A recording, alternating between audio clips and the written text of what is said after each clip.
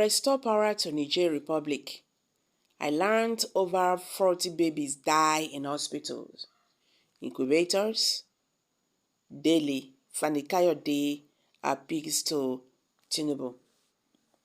The crisis in Niger Republic began on July 26, when a faction of the country's military toppled the democratically elected government of President Mohamed Bazoum. A former Aviation Minister, Femi Fanikayode, has called on President Bola Tinubu's administration to restore power to Niger Republic, following the negative impact the power cut is having on the people of the country. The crisis in Niger Republic began on July 26, when a faction of the country's military toppled the democratically elected government of President Mohamed Bazoum. The coup was swiftly condemned by the Economic Community of West African States, ECOWAS, which imposed sanctions on the new regime and called for restoration of constitutional order. Niger Republic depends on Nigeria for 70% of the electricity supply generated from Kanjidan. Nigeria also cut the power supply to its neighbor, insisting that the military junta should reinstate Bazoum as president. In a piece titled, "Does Killing Nigerian Babies Bring Glory to Our Name?" Femi Kayode lamented reported deaths of innocent babies and other humanitarian issues resulting from the power cuts. According to him, he heard from a friend who was once Nigerian's ambassador to a European country that about 40 babies die daily in the crisis-riddled country because hospitals are unable to power their incubators and other life support equipment. This is so bad. He called on President Tinubu, who is the chairman of ECOWAS, to revise the policy and restore electricity to the Niger Republic. A dear and a respected friend of mine, who was once our ambassador to a European country, who has relatives and strong links in and with Niger Republic, and who is well versed in security and intelligence matters, told me that up to 40 babies are dying each day in Niger as consequences of our cutting off electricity supplies to them, he said. According to him, these babies die in hospitals and incubators across the country as a consequence of the fact that there is no electricity supply and there is no fuel to power their generators. This was confirmed by one Dr. Aduwo Dibo, a Nigerian medical practitioner, in an interview with Newsonland.com. Okay, according to a source in Niger Republic, Dr.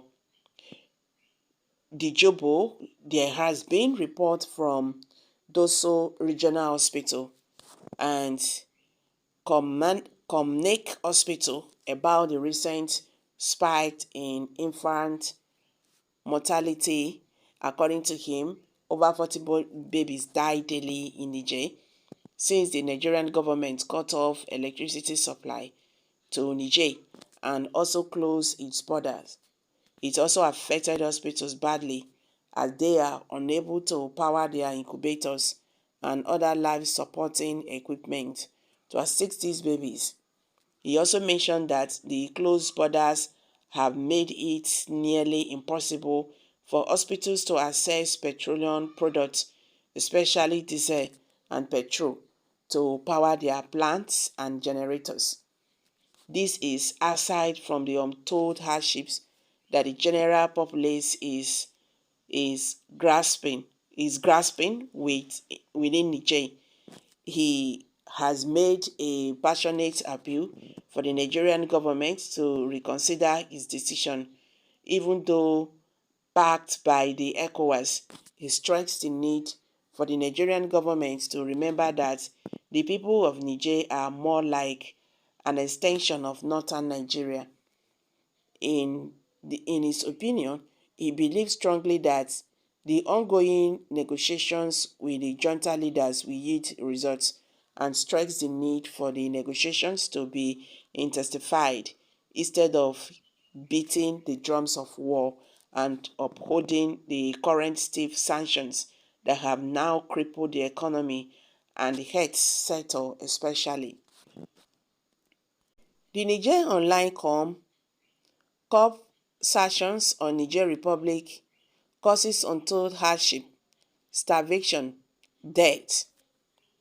The piece by the former minister read, in fact, I cannot possibly confirm the veracity or occurrence of these assumptions and reports, but if they are anywhere near the truth, it is enough to break anyone's conscience. Furthermore, I doubt that our president, being a human, um, rational and reasonable leader, would have allowed this to happen if he was aware of the harsh and cruel consequences of the cut-off all electricity to Niger policy, and that is precisely why it is important to bring it to his attention in this article. Quite apart from that, according to a UNIFER, more than 2 million children have been affected by the crisis and are in desperate need of humanitarian assistance, and millions of dollars worth of vaccines for polio and other dangerous diseases cannot be safely preserved or stored due to power outage. How can we as a nation inflict such damage and unleash such wickedness and misfortune on innocent people who live just across the border from us and who are essentially our people too? This is unacceptable, and especially so given the fact that we are not at war with Niger and the overwhelming majority of our people regard them as our brothers. This begs the question, is this the way to treat our African neighbors and brothers, even weeks we lay claim to seeking and preferring a diplomatic solution to the crisis? Methinks not.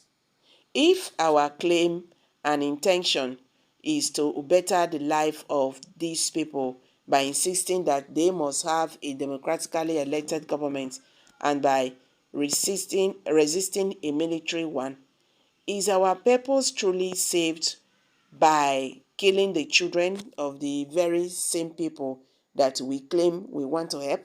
He asks.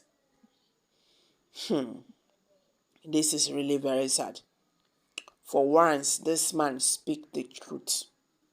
For once, Femi Fani-Kayode speaks the truth. So guys, what's your take on this? I'm dropping it here. Kindly share your thoughts below the comment section.